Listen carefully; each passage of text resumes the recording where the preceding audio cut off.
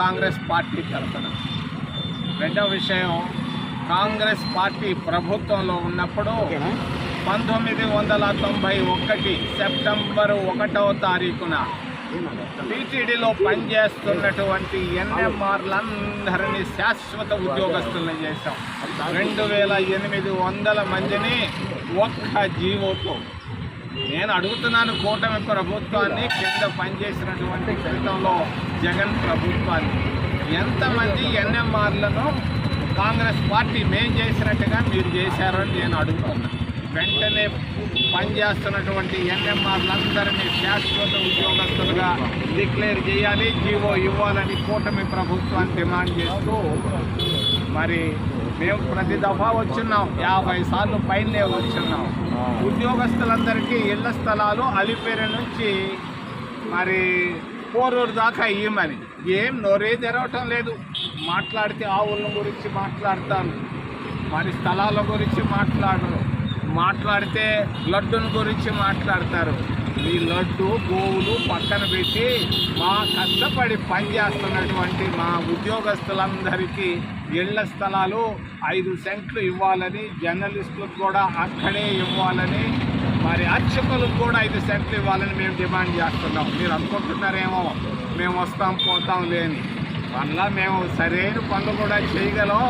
మీకు సమయం ఇస్తున్నాం, జాగ్రత్త. మీరు భూములందరికీ అమ్ముకుంటున్నారు, లంచాలు తీసుకుంటున్నారు, టాటాల దగ్గర, బిర్లాల దగ్గర. మేము అడుగుతున్నది న్యాయంగా అడుగుతున్నాం. 5 సెంట్ల భూమిని ఉద్యోగస్తులకి, జర్నలిస్టులకి, మరి అర్చకులకి మరి ఉంది ఆడ భూమి 400 ఎకరాలు ఇవ్వు.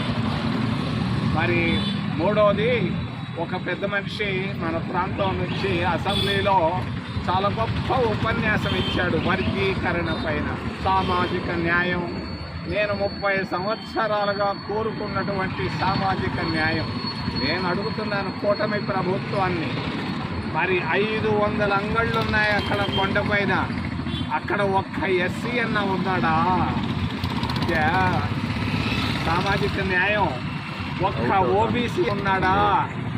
ఇదే సామాజిక న్యాయం.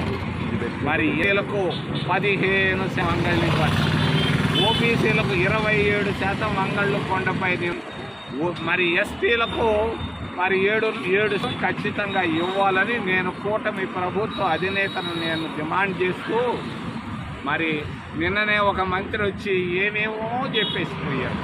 స్పోర్ట్స్ ఆపు.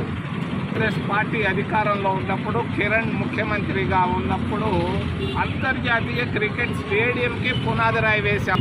60 కోట్లు ఇచ్చారు క్రికెట్ అసోసియేషన్ హైదరాబాద్ వాళ్ళు. ఆ డబ్బు ఏమైంది? ఆ మాట ఏమైంది? వేసినటువంటి పునాది ఏమైంది? నేను కూటమి అధినేతను అడుగుతున్నా, అంతర్జాతీయ క్రికెట్ స్టేడియంని తిరుపతిలో ప్రారంభించు.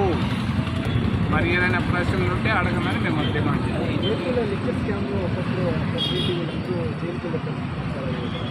ఎక్కడ? ఏపీలో గత ప్రభుత్వంలో లిక్కర్ స్కామ్లు పోతే సంతోషం. అధికారులు కూడా జగన్ ప్రభుత్వంలో అనుకూలంగా పనిచేస్తారని ఏమైపోయారంటే అధికారులు ఏ ప్రభుత్వం వస్తే ఆ ప్రభుత్వానికి పచ్చ జెండా ఊపుతున్నారు. ఏం చేస్తారు అంతకంటే వాళ్ళు తర్వాత నేను ఒక పోలీస్ అధికారి జైల్లో పెట్టాను. నేను అయ్యో అని పిలిచేది. అదే నాయన కొంచెం ఔదార్యం కావాలి. అన్ని మొత్తం బదిలీ చేస్తున్నారు, టీటీడీలో పనిచేస్తున్నారు. అందుకే ట్రంప్ అందరినీ అక్కడి నుంచి మన హిందువులను తరిమేస్తున్నారు.